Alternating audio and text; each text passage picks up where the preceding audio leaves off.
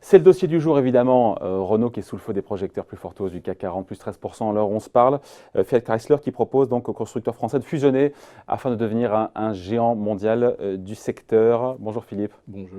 Philippe Béchat, directeur en chef de la Bourse au quotidien. Donc voilà, Fiat propose, c'est officiel, hein, parce que ce week-end c'était encore des murmures et des rumeurs. C'est confirmé, Fiat propose donc à Renault de fusionner. Si ce mariage voit le jour, ce qui n'est pas fait encore, on va en parler, Renault et Fiat Chrysler deviendront, avec Nissan et de loin le numéro 1 mondial, 16 millions de véhicules. Numéro 3, si on exclut Nissan. On rappelle ceux qui sont sur le podium aujourd'hui, c'est 10 millions de véhicules pour les 3 premiers, Renault, Nissan, Volkswagen et Toyota. Voilà. Sur le papier, ce mariage quand même, il est quand même, ça donne envie. Sur le papier, Renault apporterait à Fiat Chrysler l'ouverture sur les marchés asiatiques. Renault pourrait aller sur le marché américain grâce à Chrysler. Il y a des complémentarités qui sont évidentes. Renault est en avance sur l'électrique, Fiat est en retard. Non, sur le papier, il y a... C'est ça, c'est dans le domaine électrique, effectivement, où Renault aurait un petit peu d'avance. Les complémentarités sont évidentes, je veux dire. Et puis les synergies, vous avez vu ça, 5 milliards d'euros de synergies par an. C'est colossal. Tout ça sans fermeture de site. Non, sur le papier, ça donne envie. D'ailleurs, la bourse applaudit aujourd'hui, plus 13%. Oui, et puis alors, Renault était dans une spirale baissière là, depuis la mi-avril, c'était invraisemblable, on avait perdu 22%, on était à 18% de baisse depuis le début du mois, c'était presque unique dans le compartiment automobile, à part Tesla, et on ne voyait vraiment pas ce qui justifiait un tel pessimisme des investisseurs. Donc là, voilà, il y a quelque chose, un projet là, qui est porteur d'espoir. Ça fait remonter un petit peu Renault, mais là Renault est remonté à peu près au niveau du 5-6 mai dernier. On est encore très très loin d'avoir refait le terrain perdu seulement au cours du mois de mai. Hein, ouais. Voilà, pour situer un petit peu les choses. Voilà. Mais sur le papier, encore une fois, ça semble avantageux pour les deux. Les fameuses synergies que vous évoquez, 5 milliards, on peut toujours jeter un chiffre comme ça sur la table. Après... sans fermeture de site. Oui, ça c'est aussi une promesse politique. On sait très très bien que si on annonce qu'on va réduire de 30% le nombre de sites pour rationaliser, les États vont bloquer le truc. Bercy qui serait favorable à cette fusion d'ailleurs. Oui, sans fermeture de site, naturellement. Ouais. Si on dit la vérité des choses, ça ne passe évidemment pas. Alors les synergies, on va essayer de les lister un petit peu.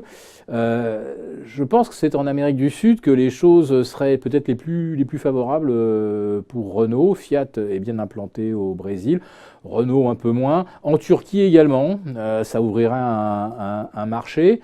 Aux États-Unis, Renault ne vend pas de véhicules, au travers de Fiat Chrysler.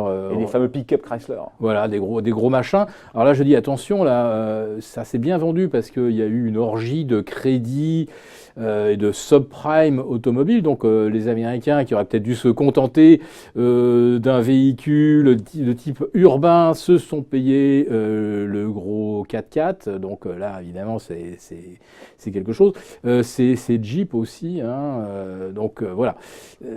Pour Renault, ça ferait du chiffre d'affaires aux États-Unis, mais pas sous la marque Renault, hein, naturellement.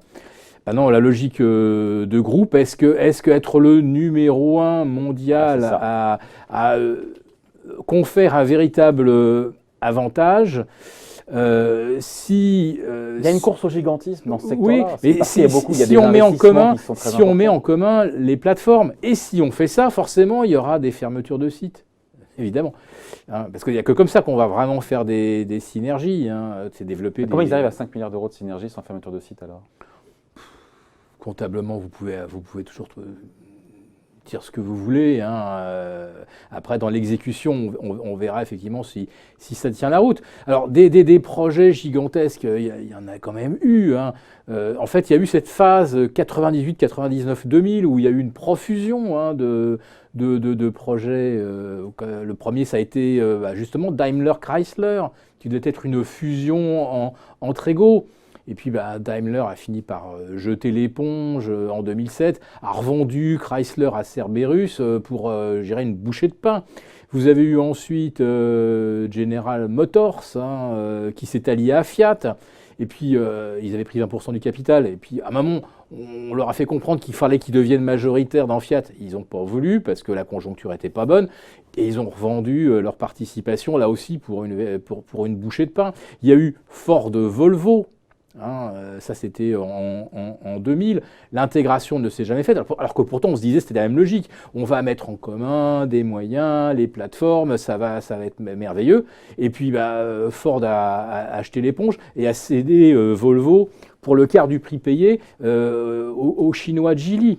Alors d'autres fusions ont effectivement fonctionné. L'exemple Fiat Chrysler, voilà. PSA Opel, ça a l'air de bien se passer. Tata Jaguar, peut-être, Jaguar est déficitaire, Tata annonce le retour bénéfice l'année prochaine, ça coûte rien de le dire. Mais n'oublions pas que ces fusions, les 3 dernières fusions que j'évoque, elles se sont faites dans une période florissante pour l'économie, pour le marché automobile.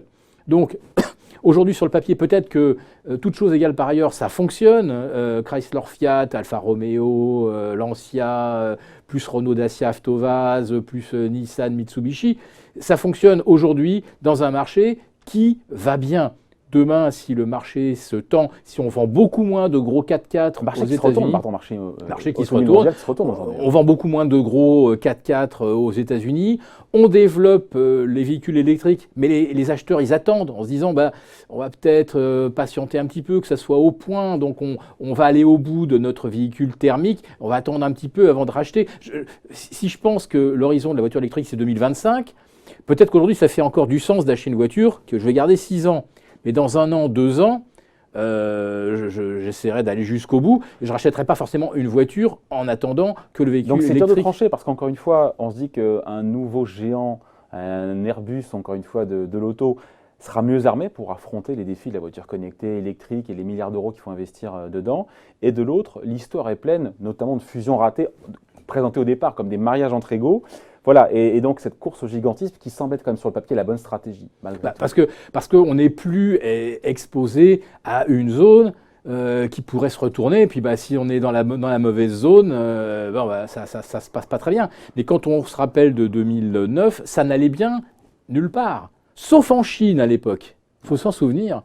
Et maintenant c'est la Chine qui se retourne. Regardez ce qui se passe là avec les immatriculations. Au mois d'avril, on est à moins 16,5 par rapport à avril 2018. Or, la Chine, c'était ce marché Eldorado où tout le monde voulait être. Et le retournement du marché chinois, je me demande s'il ne précède pas... On explique comment d'ailleurs? Pourquoi ça s'est retourné d'un coup sur le marché auto en Chine? Premier marché mondial aujourd'hui, devant le marché américain. J'ai déjà un petit peu expliqué ici, c'est que les autorités chinoises délivrent peu de plaques d'immatriculation dans les grandes métropoles qui sont déjà saturées pour des raisons de pollution, d'environnement, etc. Alors bien sûr, les Chinois les plus riches contournent ça en achetant les plaques d'immatriculation pratiquement le prix de la voiture. Ils finissent par... Donc c'est un dégonflement qui est voulu par Pékin? Oui.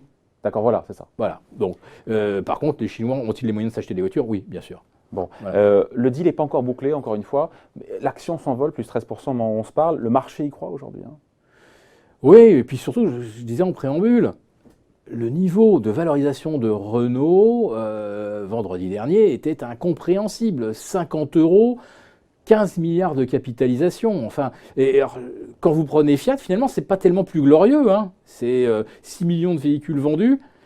D'ailleurs, c'est pas un mariage entre égaux quand on regarde. Parce que... et Fiat, c'est 17 milliards et demi. C'est un petit peu au-dessus. Mais il y a un mois, quand Renault était 20% plus haut, Fiat et Renault, on pouvait vraiment parler d'un mariage entre égaux. Mais c'était vraiment le mariage des 2 plus petites capitalisations du secteur auto au monde. Parce que quand vous regardez le groupe Volkswagen, c'est 42 milliards. Daimler, Mercedes, c'est 51 milliards. Et Toyota, qui est à égalité avec Renault-Nissan, on se dispute à 100 000 véhicules près la place de numéro 1, et Toyota, c'est 180 milliards d'euros de capitalisation, c'est-à-dire c'est 4 fois Volkswagen, et ça serait 5 fois l'alliance Renault-Fiat. Fiat, ouais. Alors, vous vous rendez compte, pour produire le même nombre de véhicules, une capitalisation 5 fois supérieure. Renault et Fiat, Renault plus Fiat Chrysler, ça fait 8 millions de véhicules. Voilà. Jusqu'à présent, on ne parle pas d'ailleurs de Nissan. C'est intéressant parce que l'offre qui a été faite de Fiat Chrysler, elle a été faite à Renault. Et pour le coup, là, Bien on se sûr. dit, au-delà du fait qu'un mariage à deux, c'est compliqué, alors si maintenant on rajoute, surrajoute Fiat Chrysler et il y a Mitsubishi, on est dans un mariage à quatre, Nissan n'est pas impliqué à ce stade. Il faudra l'accord de Nissan. Il paraît qu'ils ne sont pas très contents, les Japonais. Il y a de quoi. Ils ont refusé l'alliance avec Renault au prétexte qu'ils étaient plus gros que Renault, plus profitables que Renault. Juste titre de leur point de vue. Hein. Juste titre, certes. Voilà, maintenant, si le marché chinois ralentit, Nissan, c'est plus la même musique. Donc, Nissan était en position de force face à un petit Renault avec ses 15 petits milliards. La valorisation de Renault, d'ailleurs, correspondant grosso modo au montant de sa participation dans Nissan, hein, tout simplement. Le reste de Renault, c'est valorisé pour zéro. Hein. Dacia, Avtovaz, tout ça, ça n'existe pas. Preuve de la défiance. Voilà. Bon. Alors maintenant, si c'est Renault qui s'allie à Fiat, d'un seul coup, là, on a un ensemble qui est beaucoup plus gros et qui pèse que beaucoup Nissan. plus dans l'alliance avec Nissan. Mais bien c'est sûr. ça la stratégie française. Eh oui. Alors, c'est pour ça que Nissan, j'imagine qu'on peut compter sur eux pour ne rien faire pour que Elle peut se faire sans eux. le projet aboutisse. Même si Nissan y est opposé, Renault peut aller au bout de ce mariage avec Fiat Chrysler. Oui. Bah, il faudrait, je ne sais pas quel texte de loi, quel règlement du commerce international offrirait à Nissan une possibilité de s'y opposer. Par contre, ne pas faciliter le deal et ne pas vouloir en être, bah, ça voudrait dire que Nissan fera qu'il s'allie à quelqu'un d'autre. Hein. Donc sortir de l'alliance Renault-Fiat ou Renault-FCA, ça serait compliqué parce que... Jean-Dominique Senard, il marche sur des œufs, là, pour le coup, là, le nouveau président de Renault. Hein. Et là, on se dit... Donc, il marche peut-être sur des œufs, sauf que avec ce projet, d'un seul coup, c'est lui qui est en position de force face à Nissan, ce qui est l'inverse de la situation qu'on connaissait jusqu'à vendredi. Ouais. Avec l'idée, encore une fois, on finit là-dessus, que l'accord de Nissan est indispensable ou pas pour que ce mariage réussisse entre Fiat, Chrysler et Renault. Indispensable, non, je le dis parce qu'il n'y a pas de moyen légal de s'y opposer. Après, on peut mettre des bâtons dans les roues. Hein. On peut mettre des bâtons dans les roues. Mais surtout, c'est que ce nouvel ensemble, il est beau si tout le monde rame dans le même sens. Si ce trio fonctionne de façon harmonieuse et fluide, si sur les trois, parce que Nissan ne veut pas sortir finalement de l'alliance, parce qu'il se retrouve tout seul, donc c'est pas bon, donc il reste là, mais ils sont pas proactifs, ils font pas tous les efforts pour que justement on fasse émerger toutes ces synergies. C'est là toute la difficulté, c'est que l'alliance A3. Si les trois sont vraiment dans une logique de coopération, c'est fantastique. S'il y en a un sur les trois qui ne veut pas... Ça ne tient plus. Et voilà, Pour l'instant, c'est pas que ça ne tient plus, c'est que d'un seul coup, la promesse ne sera pas tenue. Hein, et les 5 milliards d'euros de synergie, pas sûr qu'ils soient tenus pour le coup.